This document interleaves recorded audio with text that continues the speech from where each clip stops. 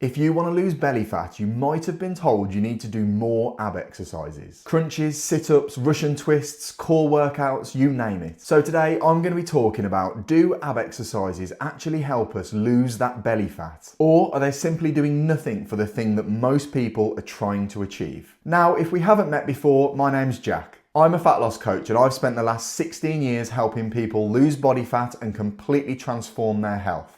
And one of the things that I've learned over that time is that fat loss is actually far simpler than most people realise. But unfortunately, there's still a huge amount of confusion around it. So in today's video, I'm going to break down just how effective are ab exercises at losing belly fat. What does the science say about spot reduction? And most importantly, what you should actually be focusing on if you want to lose that belly fat. Oh, and by the way, if you want my free 14-day fat loss program, head to the link in the description below and you'll get instant access. Right then, let's get to the video.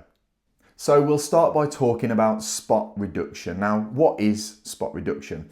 Basically, it's the idea that we can train a specific area or muscle and we can lose body fat around that area. So, for example, it's the idea that we can train our abs and we can lose fat from directly around our abs. Or we could train our arms, same principle, lose fat from our arms, or even we could train our legs and we could lose fat from around our legs. So that is the principle, that we train a specific area and we target the body fat around that area. Now, on the surface, this sounds pretty logical, but unfortunately, fat loss just doesn't work like that. So the research that we have looking at abdominal training shows that we definitely get stronger and our endurance improves. But unfortunately, there's no evidence to suggest that there's a meaningful reduction in body fat around our abs. There's one study, which I'll link just below on the screen now, that was produced in 2011, and participants trained their abs for 6 weeks. And the results were their abs became stronger, but there was no reduction in their belly fat. So now we know that we don't lose our belly fat by doing tons of crunches.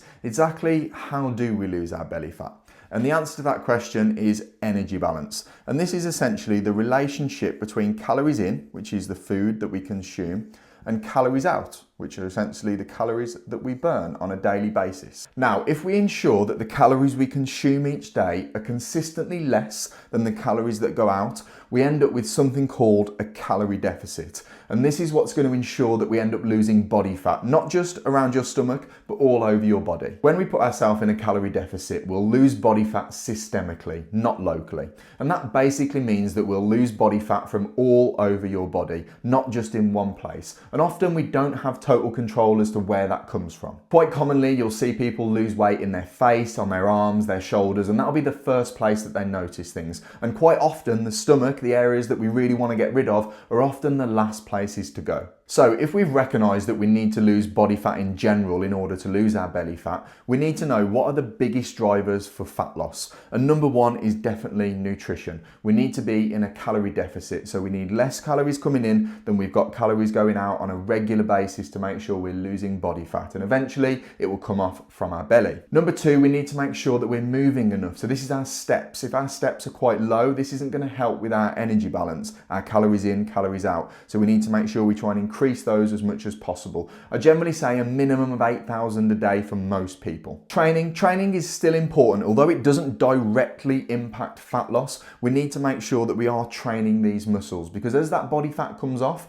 how we look when that body fat's come off will very much depend as to how much training we've put in. So if you have done some core work or you have trained on other areas of your body where you're losing body fat, as that body fat comes off, you will look more toned, and that's generally what people are after. And then finally, things like sleep and stress management are super important to make sure we're losing body fat on a consistent basis. So you might be thinking there's not much point in training your abs or your core if there's no direct relationship between training your core and losing belly fat. But you'd be wrong. There's loads and loads of benefits to training your core, and you absolutely should do this. So I've wrote just a few of them on the board here, and I'm going to give you an example as to why. So we've got core strength, stability, and support the spine, which are all super important. But let's say you go into the gym and you want to improve your squat. You've got a performance goal of squatting a certain weight, let's say.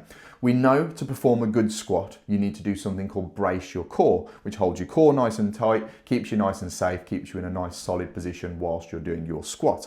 If you've got a weak core, you're not going to be able to brace properly, which means you're not going to be able to squat properly. So from a performance point of view, training your core is absolutely essential, even though it has not a lot to do with losing body fat. So the key takeaways from today's video when we're looking at specifically losing body fat from around our stomach are these. We need to make sure we're consistently in a calorie deficit so we can lose body fat from the whole body. Eventually it will come off from your stomach area. We need to increase movement as much as possible. This is essentially our steps. This is going to help us put us in a calorie deficit and make sure that body fat is coming off.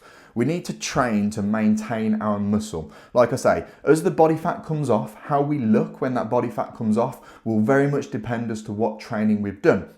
So if we train regularly and we've held on to all the muscle that we've got, we're going to look a little bit better once that body fat's gone. And then finally, we need to be consistent. As I've already said a couple of times, the fat around our stomach and our lower back is often the last bit of body fat to go. This is really common. So it isn't going to happen in a few weeks or probably even a few months. This is going to take a long time. So we need to be consistent and make sure we're patient with our goals. If you've been getting frustrated doing endless crunches and not seeing the results you want, hopefully this video has cleared a few things up for you. Training your abs is definitely not a bad thing. You'll get loads of positives from doing so. But if we're looking at losing body fat, we need to focus on these things here. And don't forget, if you need any more support, check out the link in the description below and you can download my free 14-day fat loss program. I'll catch you on the next one.